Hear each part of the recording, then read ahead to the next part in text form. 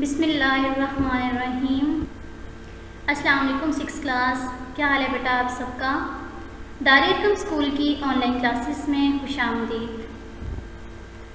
आज हमने जमात छठवीं में उर्दू बे में हमने कहानी पढ़नी है, जैसा करोगे वैसा भरोगे।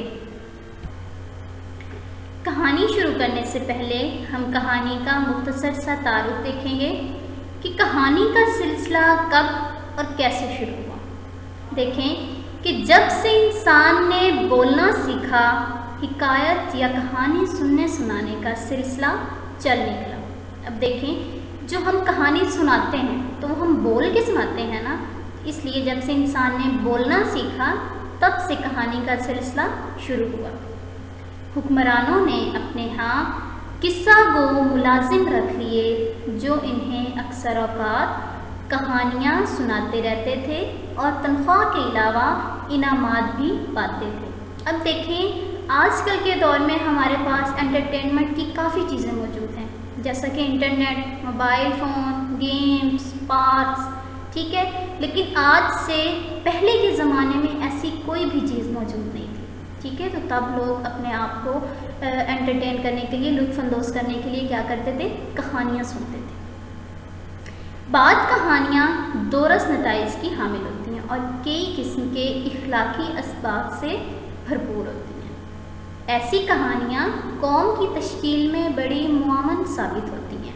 अब देखें, हम जो भी कहानी पढ़ते हैं उसमें कोई ना कोई इखलाकी सबक ज़रूर मौजूद होता है।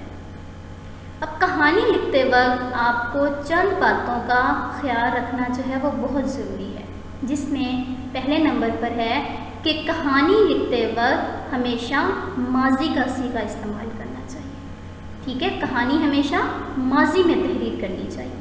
इसके बाद ज़बान सादा और रोज़मर्रा के मुताबिक होनी चाहिए। किस्से का प्लाट मरबूत होना चाहिए। बुढ़ापे की बात को बचपन के पल्ले में या जवानी का किस्सा बुढ़ापे के खाते में डालना दुरुस्त नहीं। हर बात अपने अपने असलूब और मौके के लिहाज से कदर पाती है। आज हम शामिल नसाब कहानी पढ़ेंगे। कहानी जैसा करोगे वैसा भरोगे। इसमें है बेटा कि अगर हम किसी के साथ बुरा करते हैं तो बदले में हमारे साथ भी बुरा होता है। अगर हम किसी के साथ अच्छा करेंगे, किसी के साथ भलाई करेंगे तो बदले में अल्लाह हमें उसका सिला अच्छे में देगा, ठीक है। आज की कहानी में ऊँट और गीदड़ के बारे में है, ठीक है। कि ऊँट और गीदड़ आपस में गहरे दोस्त थे, ठीक है। और ये दोनों दरिया के किनारे रहते थे। दरिया के दूसरी तरफ खरबूजों का खेत था। एक दिन उन दोनों ने फैसला किया कि हम दोनों खरबूजे खाएंगे। बस इस गर्ज से उन्होंने दरिया को पार किया और खरबूजों के खेत में घुस गए। खेत में जब गए तो उन्होंने खरबूजे खाने शुरू किए। खरबूजे खाने के बाद गीदड़ ने ज़ोर ज़ोर से चीखना शुरू कर दिया। अब गीदड़ तो छोटा था, ठीक है। वो चीखा तो जो खेत का मालिक था वो आ गया।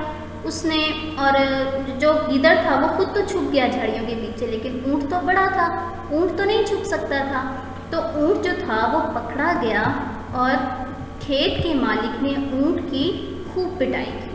अब ऊँट को तो बहुत गुस्सा आया कि गीदड़ ने मेरे साथ जो है अच्छा नहीं किया। उसने सोचा कि मैं अब इसे सबक सिखाऊंगा। वापसी पे ऊँट ने गीदड़ को अपनी कमर पे, मतलब अपनी पुश्त पे बिठाया, ठीक है। और दरिया अबूर करके अपने घर की तरफ आना था ना, तो दरिया में जो था वो गौते लगाने लगा। गौते लगाना कहते हैं डुबकियाँ लगाना। जब ऊँट दरिया में गौते लगाने लगा तो गीदड़ बोला कि ये तुम क्या कर रहे हो कि मैं डूब जाऊंगा। तो ऊँट को तो गुस्सा आया हुआ था। ऊँट ने कहा कि खरबूजे खाने के बाद गौते लगाना मेरी आदत है, ठीक है। इस तरह से ऊँट ने बदला ले लिया और गीदड़ जो था वो पानी में डूब के मर गया और अपने अंजाम को पहुँच गया। और गीदड़ ने ज्यादती की थी उनके साथ, तो उससे उसकी सज़ा मिल गई। उसने जैसा किया उसके साथ वैसा हो गया। अब देखिए, हम कहानी ही करते हैं रीडिंग। एक दफ़ा का जिक्र है कि ऊंट और गीदड़ की गहरी दोस्ती थी। इनकी रिहाइश के करीब एक दरिया था। दरिया की दूसरी तरफ खरबूजों का खेत था। एक दिन उन्होंने फैसला किया कि आज वो खरबूजे खाएंगे। बस इस गर्ज से उन्होंने दरिया को अबूर करने का। खरबूजे खाने के बाद गीदड़ ने ऊंची आवाज़ में चीखना शुरू कर दिया। ऊंट ने ऐसा करने से मना किया, लेकिन गीदड़ ने एक ना सुनी और कहा कि खरबूजे खाने के बाद चिल्लाना उसकी आदत है। चिल्लाने के बाद गीदड़ झाड़ी के पीछे छुप गया, जबकि ऊंट छुप ना सका, क्योंकि ऊंट तो बड़ा होता है, वो तो नहीं छुप सकता। खेत के मालिक ने ऊंट की खूब पिटाई की और गीदड़ तमाशा देखता रहा। गीदड़ तो जैसा कि छुप गया था, वो तो मालिक को नज़र ही नहीं आया था, मालिक को तो सिर्फ ऊंट नज़र आया था। तो मालिक ने क्या किया कि ऊंट को पकड़ लिया और उसकी खूब पिटाई की। ऊंट को बहुत गुस्सा आया और गीदड़ को सबक सिखाने का फैसला कर लिया। वापस जाते वक्त ऊंट ने गीदड़ को अपनी पुश्त पर सवार किया और दरिया के दरमियान पहुंचते ही पानी में गौते लगाने लगा। अब देखें, इसी दरिया से गुजर के वो लोग खेत में आए थे और इसी दरिया को पार करके उन्होंने वापस अपनी जगह पे जाना था। तो जब ऊंट ने दरिया में अपना कदम रखा तो उसने अपनी पुश्त पे गीदड़ को सवार किया हुआ था। अब उसके जहन में तो ये था कि उसने गीदड़ से बदला लेना था।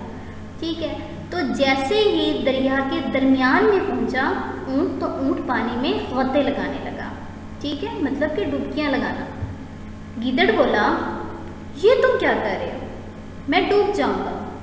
ऊंट ने कहा, खाने के बाद नहाना मेरी आदत है। गीदड़ पानी में गिर गया और अपने अंजाम को पहुंच गया। अब देखें, पहले ज्यादती गीदड़ ने की थी ना, पहले गीदड़ ने इसकी पिटाई लगवाई थी, अब जो था ऊंट ने अपना उससे बदला ले लिया।